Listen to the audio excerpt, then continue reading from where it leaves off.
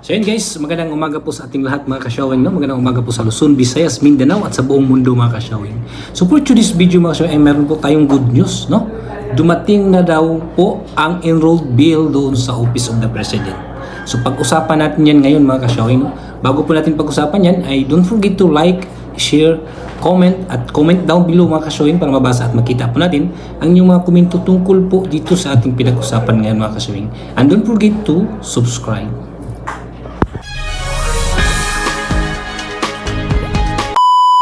So yun na nga mga kasyawing, no, ay mayroon po tayong nakalap na balita, no, na dumating na po kahapon, no, yung enrolled bill, no, ng combined session po ng combined bicameral po ng Congress at Senate, yung panukalang batas na postponement for the 2026 November 2 election. So dumating na po ang enrolled bill at hihintayin na lang po natin, no, mga kasyawin, kung yun ba'y pipirmahan po ng ating Pangulo. No? Dalawa na lang po ang kanyang pagpipilian ngayon, no? Kung siya ba'y mag-yes or no.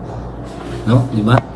So, akala ko wala na po yung enrolled bill mga kasyawin. At akala ko natin tinapo na sa Ilog Pasig. So, dumating na po kahapon. So, abangan natin ngayong araw na ito dahil meron tayong balitaan na ngayong araw daw po, no, na malalaman natin kung pipirmahan ba o mag-yes ba yung ating Pangulo or mag-no. No, dahil kung mag-yes po siya ay tuloy po yung extension ng BSKE sa November 2, 2026. No? Ma-extend po tayo ng isang taon dahil next year pa po ang BSKE. Kung mag-no naman siya ay tuloy po ang eleksyon ngayong December. No, at tuloy po yung 3 years one term, no. So abangan na lang po natin yan kasi ang akala po natin na balita, no, pipirmahan daw po ngayon at sigurado akong babanggitin ng ating Pangulo yan ngayong darating na suna niya ngayong July 28, no.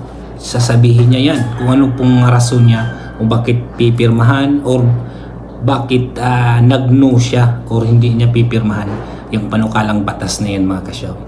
So abangan natin, no, sabay-sabay natin abangan. So mayroon pa pala tayong pag-asa. Akala ko ay nabudol na tayo. Akala ko nabudol na tayo sa kanilang ginagawang panukalang batas. So mayroon pa pala tayong kunting pag-asa. Pero kung matuloy naman sa December, wala namang problema yan mga kasyawin, no? Tuloy pa rin ang laban natin. Pero kung mapirmahan ni Pangulo or mag-yes siya dyan sa panukalang batas na yan, so mas maganda kung ma-extend tayo ng isang taon. So yun na nga mga kasyawin, no, ay abangan na lang po natin ngayong araw na ito kung yun ba'y pipirmahan po ng ating Pangulo. Dahil dumating na po kahapon yung enrolled bill. So abangan na lang po natin yan dahil siyempre marami pong nakaabang dyan dahil mainit-init na usapin yan, yung BSKE mga kasyawin. So abangan na lang natin ngayong araw na ito kung yung ma-announce na po ba na pipirmahan na ba niya ng ating Pangulo, mag-yes ba siya or mag-no. So yun lang po ang ating update mga kasyawing, no, tungkol po dyan sa BSKE mga kasyawing. So sabay-sabay po nating abangan yung kung ma-post na pinipirmahan na po ng ating Pangulo yung enrolled bill niyan mga kasyawing or hindi iba, no? Abangan po natin yan mga kasyawing. So yun lang po ang ating nakalap na balita mga kasyawing, no, tungkol po dyan sa BSK. So maraming salamat po sa inyong walang sawang pagsuporta po sa ating channel. Sa mga hindi pa po nakasubscribe dyan mga kasyawing ay mag-subscribe na po kayo at click the notification bell, i-bell all nyo na para updated kayo lagi sa mga bago kong upload na video na katulad po dito sa BSK mga kasyawing. So yun lang po mga kasyawing, no? Maraming salamat po. Thank you for watching.